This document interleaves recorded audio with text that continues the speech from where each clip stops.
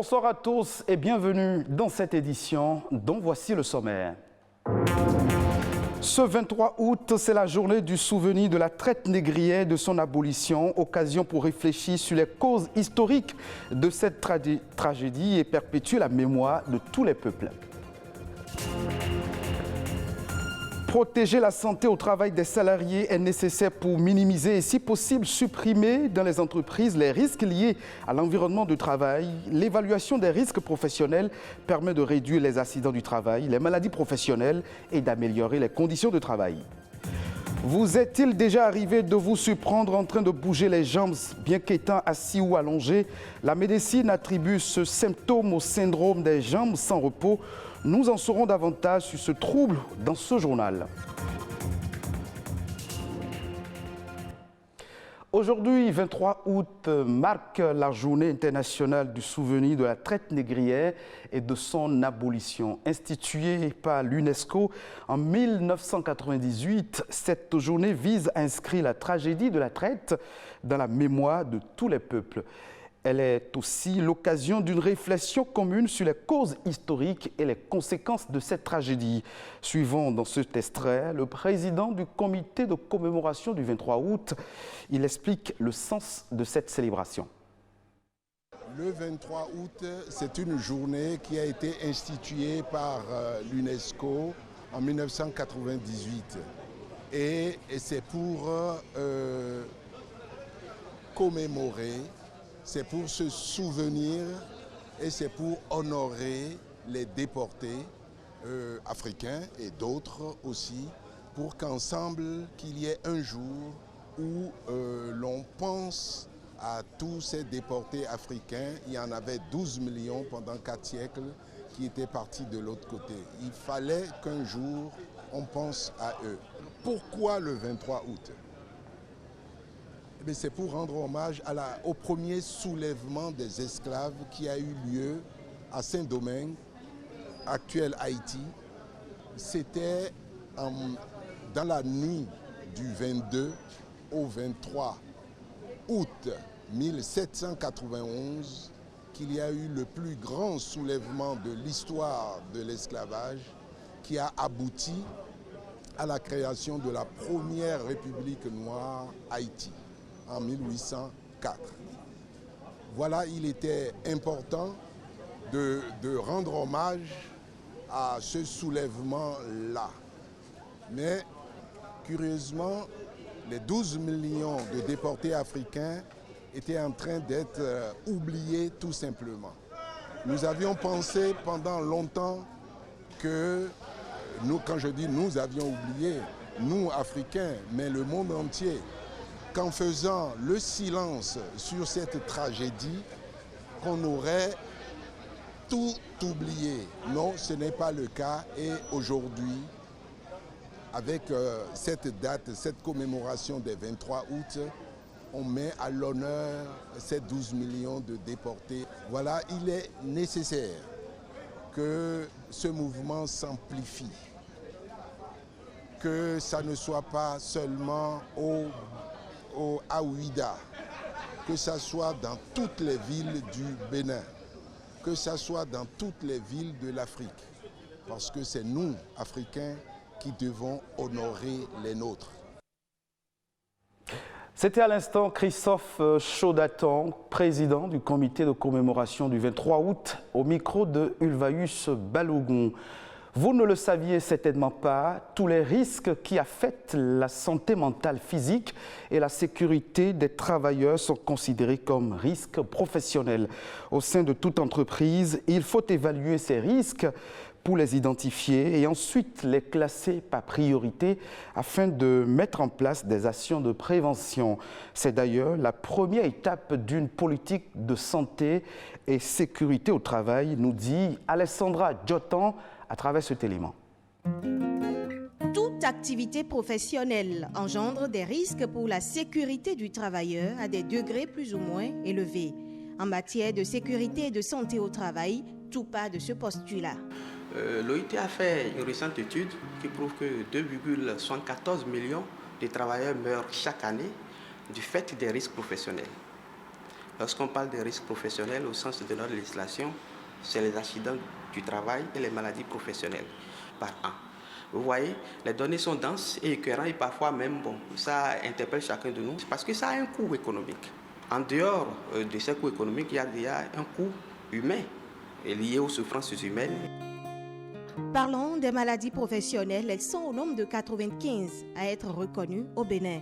La prévention des risques professionnels dans leur ensemble repose sur 3 acteurs majeurs identifiés que sont l'employeur, le salarié et l'État. Pour l'employeur, ses obligations sont immenses. Il lui revient d'abord de prendre toutes les mesures qui s'imposent pour prévenir ou prémunir les salariés contre toute agression.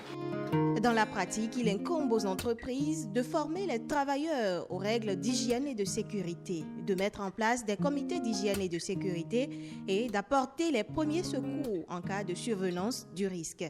Quant aux travailleurs, il doit faire tout possible pour prendre les dispositions, non seulement pour garantir sa santé et sa sécurité, mais ne pas compromettre la santé et la sécurité de ses collègues. Ensuite, il lui revient encore 2 obligations principales qui sont des droits en fait. Il y a ce qu'on appelle le droit d'alerte et le droit de retrait. l'État, en matière d'obligations, apporte quant à lui son appui technique à travers le corps des inspecteurs de travail qui détient le pouvoir de contrôle et de coercition. Tout ceci découle d'un ensemble de normes établies qui prévoient également les mécanismes de prise en charge. Le Code du travail fait obligation à l'employeur de déclarer son travailleur, de l'affilier. L'employeur lui-même doit s'immatriculer, ce qui est normal. Donc là, dans les assiettes de cotisation de la CNSS, il y a une rubrique qui est liée au risque professionnel, supportée uniquement par l'employeur. Donc, lorsque vous avez un accident du travail, en principe, la CNSS prend en charge les soins, même si l'employeur prend en charge les soins de premier secours. Lorsque, par exemple, vous êtes femme en état de grossesse, là aussi, l'employeur cotise pour ça, pour les prestations familiales. Et là, lorsque l'employeur, la salariée, pendant ses congés de maternité, par exemple, elle prend 14 semaines de congé, l'employeur paie la moitié, la CNSS paie la moitié. Au plan national, du chemin reste à faire car bon nombre d'entreprises sont à la traîne en ce qui concerne le respect des normes de santé et de sécurité au travail qui, en résumé, repose sur la prévention à travers l'évaluation des risques encourus par les travailleurs et l'adoption des mesures pour limiter ces risques. Parlons à présent du syndrome des jambes sans repos, encore appelé impatience des jambes. Il s'agit d'un trouble neurologique qui cause un besoin irrésistible de bouger les jambes. Il se manifeste souvent en position assise ou couchée, fourmillements, picotements, sensations de brûlure, provoquant des insomnies chroniques. Existe-t-il des symptômes pour détecter le mal? Quelles sont les causes et les traitements appropriés pour prévenir cette impatience? Élément de réponse dans ce reportage signé Émile Azokota. Le syndrome des jambes sans repos, appelé aussi impatience dans les jambes ou encore impatience nocturne, est un trouble neurologique qui cause un besoin irrépressible de bouger les jambes. Environ 1 personne sur 10 en souffre. Selon des études épidémiologiques faites par l'Organisation mondiale de la santé, les manifestations varient selon l'organisme de chacun. Je gigote parfois quand je suis stressé ou bien je suis énervé, quelque chose m'énerve par exemple, ou je suis en train de réfléchir à quelque chose. Je ne commençais pas à sentir cette affaire quand mes enfants ont commencé à grandir. Chez moi, c'est quelque chose, c'est une manière de me rappeler des faits passés, quoi. Oui. Je ne sais pas si c'est une maladie en quelque sorte. C'est au fait quelque chose qui ne nous prend pas mes gardes. Moi, par exemple, c'est lors d'un match d'entraînement que j'ai reçu un coup au genou. Et à des moments donnés, il arrive que je constate que les nerfs ne me permettent pas, mes pieds sont parfois coincés. Donc, à des moments donnés, c'est ça qui me titille et j'ai comme de la douleur dans le genou qui parfois me force à faire ça. Cette sensation irrésistible est donc dans la plupart des cas un réflexe. Cliniquement significatif, elle est parfois modérée ou sévère. Selon les spécialistes, Le syndrome des jambes sans repos n'est pas une maladie, mais plutôt un trouble neurologique suscité par un manque d'une composante chimique dans l'organisme qui permet aux nerfs de communiquer entre eux et de réguler les mouvements. Et aussi, dans les causes, on retrouve aussi ce syndrome qui est lié à des causes secondaires, donc comme une carence en fer, et la supplémentation aide à traiter le patient. Parfois, on a des tics qui ne sont pas forcément le syndrome des jambes sans repos. Néanmoins, dès l'apparition des premiers signes, il faut chercher à consulter son médecin. Le caractère qui prédomine dans le syndrome des jambes sans repos, c'est la survenue vraiment au repos et qui va donc augmenter le soir. Et il y a l'anxiété, comme vous le décrivez, le fait d'attendre et de manifester une impatience parce qu'on attend à la banque, à la poste, etc., n'est pas forcément le syndrome des jambes sans repos. Mais c'est des éléments qu'il faut surveiller pour le dépister. Il est important de noter que l'on peut présenter des impatiences de façon intermittente sans pour autant développer un véritable syndrome des jambes sans repos. Dans la suite de cette édition, je vous invite à présent à suivre le condensé de quelques sujets ayant marqué l'actualité nationale ces dernières 48 heures. Ulvaeus Balogun a signé La Nation en bref de ce lundi.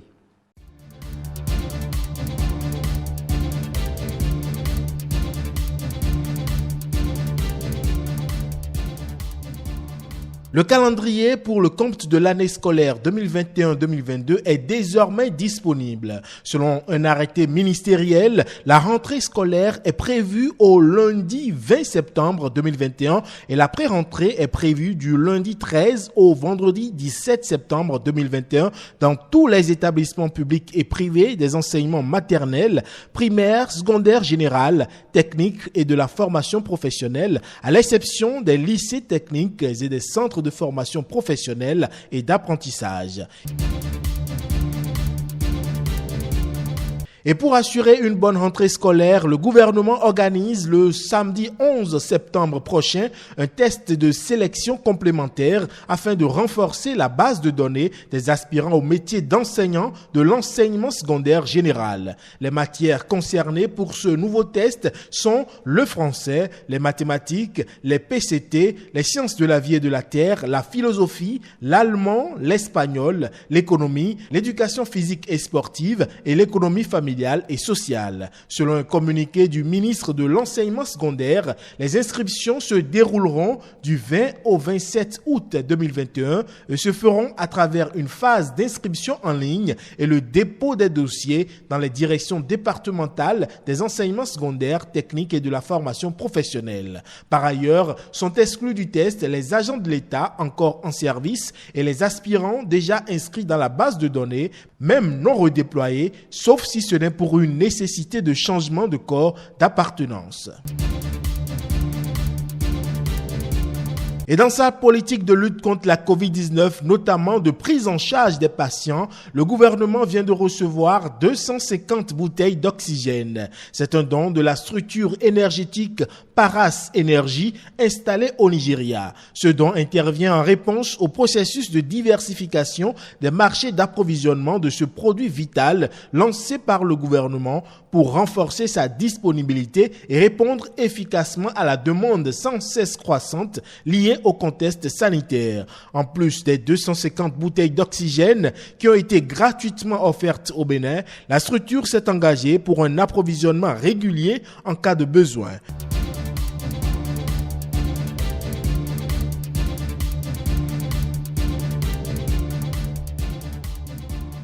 Deuxième produit d'exportation du Mali joue un rôle majeur dans l'économie du pays et dans le quotidien de ses populations. Après une chute brutale des performances en 2020, l'État et les acteurs de la filière se sont lancés dans un processus de redynamisation du secteur. Des décisions ont été prises à cet effet, notamment le rétablissement des subventions et la fixation du prix aux producteurs, à 280 francs CFA le kilo. Le volet transformation sera également développé avec l'importation d'équipements et la création d'unités de traitement ainsi que d'agropoles pour les entrepreneurs. Pour rappel, la palme du premier producteur de coton en Afrique est détenue par le Bénin depuis 3 ans avec 728 000 tonnes enregistrées pour la campagne 2020-2021. C'est la fin de cette session d'information que vous pouvez retrouver bien sûr sur le www.ortb.bj. Merci de votre fidélité.